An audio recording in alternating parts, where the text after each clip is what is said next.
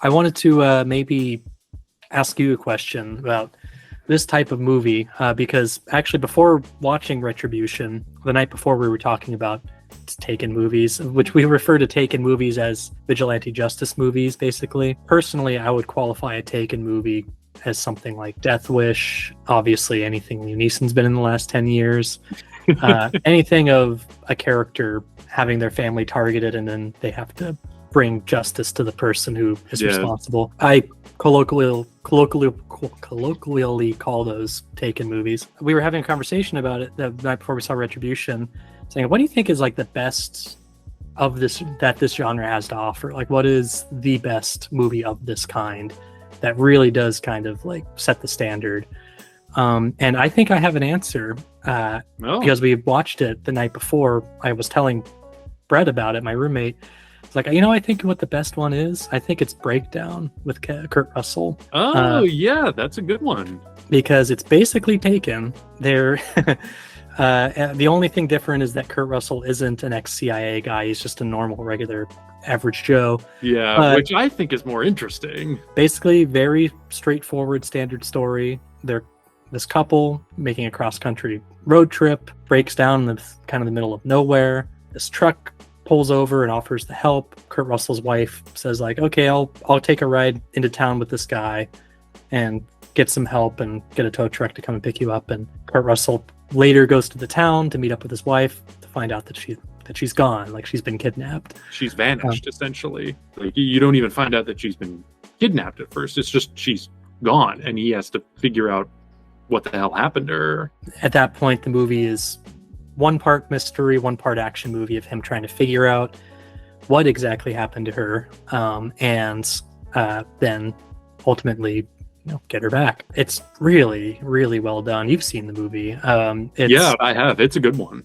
Yeah, I think it absolutely ratchets the tension up consistently through the whole thing. The action scenes are incredibly well done. There is a sense of danger about them because they're all practical stunts, and you're really seeing people hang off the sides of trucks. It feels kind of in the way Duel feels really tangible. Like, it feels very tangible and real. Kurt Russell gives a great performance. There's a real sort of like flying by the seat of his pants kind of quality he has, that he doesn't really know what his next step should be, and you can kind of constantly see his wheels turning about, okay, what should I do? Like, what are my options here? Like, and usually he doesn't have very many options. And I think the movie, I think, is just super underrated. I was recounting that movie saying, I think that might be my nomination. We watched it, and Brett hadn't seen it before, and he was like, dang, like, yeah, that might be the best Taken movie. And yeah, I think Breakdown's also directed by Jonathan Mostow. He also did Terminator 3, Rise of the Machines, which compared to the other Terminator sequels, I think is the best one that's not done by James Cameron. It's really goofy, but it's actually really fun. I kind of enjoy Terminator 3. So are there any other vigilante justice movies that come to mind that you feel like kind of...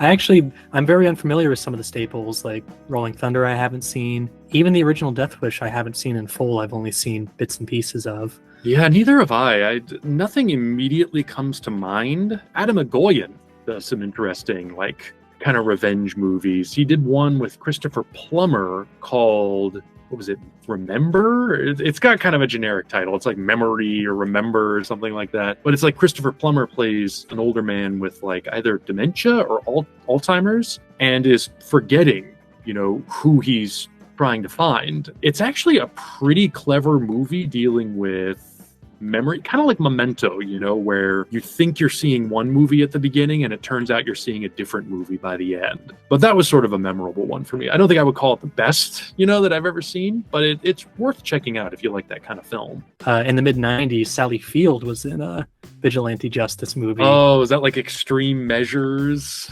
It was called Eye for an Eye. Oh, right. Yeah, okay. Which maybe has some of the greatest, like, I get really excited about particular character actors, and there was a great amount of awesome character actors in Eye for an Eye. Her husband is played by Ed Harris, and the police chief is Joe Mantegna. The killer, which isn't a spoiler, it reveals his identity at the beginning, is Kiefer Sutherland. Oh, interesting. Villain Kiefer Sutherland is always good. He has she goes to a grief support group after her daughter is killed, which again, it's at the beginning. That's how the story is set up. And she goes to a grief support group, and one of the attendees is Philip Baker Hall, playing a character named Sydney. Wow. And there's even a moment where he offers to like help her get a gun to kill her, to kill the Kiefer Sutherland character. It's basically tying in with Hard 8. I was like kind of thinking like, I wonder if PTA like intended this to maybe sort of be tied to like the same Sydney, because he seems to have some sort of like criminal ties that he's implying here. But it's not. I didn't find any evidence of that being back. Just purely coincidental. Brett recognized one of the kid actors from Little Rascals, the 90th movie. Of course he did. It was directed by John Schlesinger. Okay, he's good. Yeah, Midnight Cowboy. I feel like Breakdown is the exemplary example, but I think Eye for an Eye is kind of more for like, okay, this is generally how to do a movie like this fairly well.